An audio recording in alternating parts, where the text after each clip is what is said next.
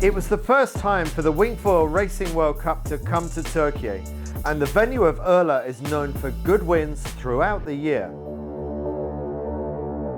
However, on day one, the breeze didn't come in strong enough for racing, so instead the riders put their competitive instincts into an evening competition on Audi e-foilers, electric-powered foiling boards that fly above the surface at up to 30 knots. Rafty Reed of Great Britain proved to be the winner of this side contest. As to the main event, the wing foiling contest, there are 56 competitors registered from 16 countries.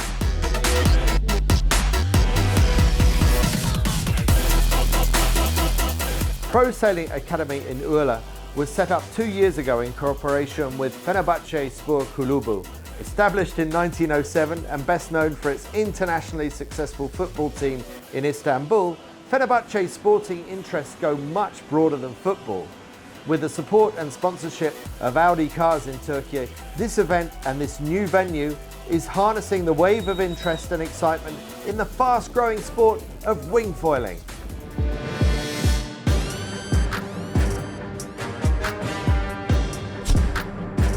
Returning to the circuit is men's world champion, 22-year-old Mathis Guillot from France. He claims his past successes are no indicator of how he will perform this season. Despite winning the WingFoil Racing World Cup circuits in 2022 and 23, the French rider believes developments are moving on so quickly that it would be foolish to get too confident about any future performance.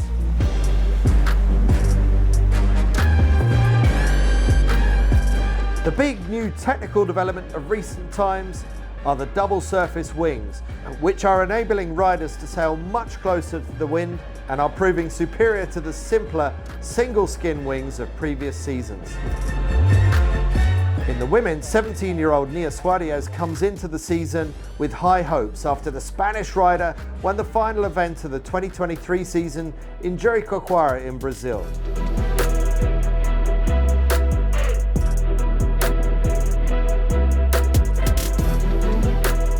It was an exhilarating start to the competition. The fleet went out from the beach at Urla a few minutes earlier with their biggest wings in anticipation of light breeze. However, just a minute before the riders launched into the rabbit start for the marathon race, the wind strength suddenly doubled. What was expected to be a battle to stay on the foil in marginal conditions had now become a struggle to stay in control of the wing as the wind gusted up to 30 knots towards the top of the square-shaped course. The 2-lap 10 nautical mile race became a war of attrition as a number of riders dropped out, unable to rein in their frisky wings through the worst of the gusts. Italy's Alessandro Tomasi took the early lead, but it was two familiar French faces who moved into the lead and were locked in a close battle all the way across the finish line. Reigning world champion Mathis Guillot crossed just ahead of Julian Ritotti.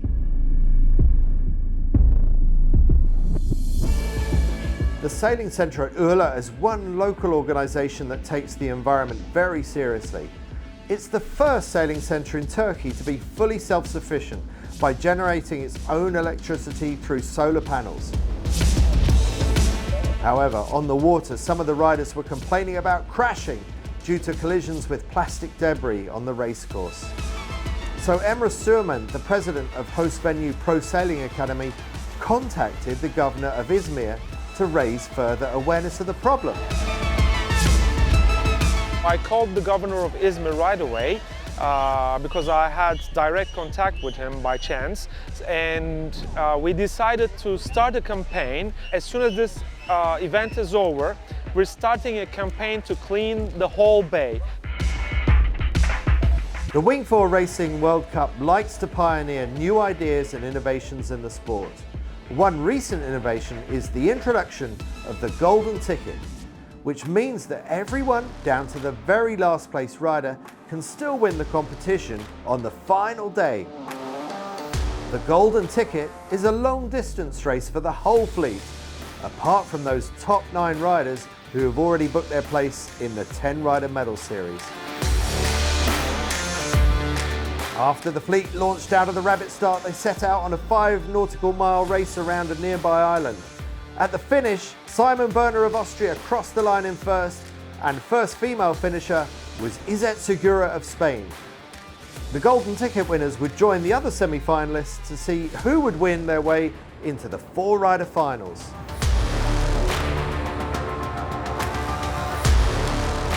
In the women's semi-finals, the 2023 Women's World Champion Maddalena Spanu from Italy and Manon Pionatza of France were just too good for their rivals and only needed one race for the top seeds to go straight through to the final. It was a similar story in the men for two Italians, each winning their respective semi-finals.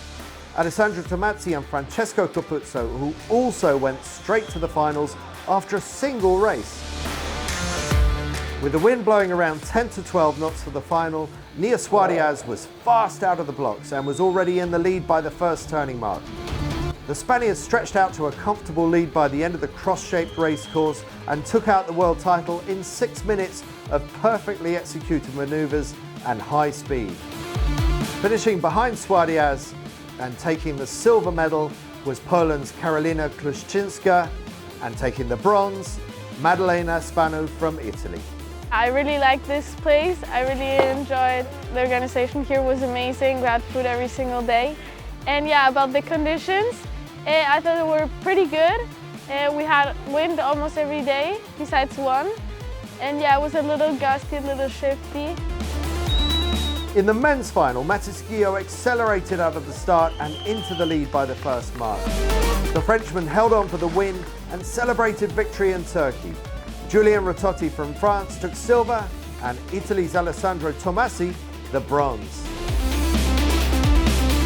So the final day comes to an end. We just finished the medal series. I managed to win straight on the first race, the final. So it means that I'm the overall winner of the World Cup here in Turkey, the first World Cup of 2024. So I'm extremely glad to win this first event and to come back on top after last year. After 5 days of great hospitality, fair competition and a variety of wind conditions, Urla in Turkey has proven itself as a great venue for WingFoil racing.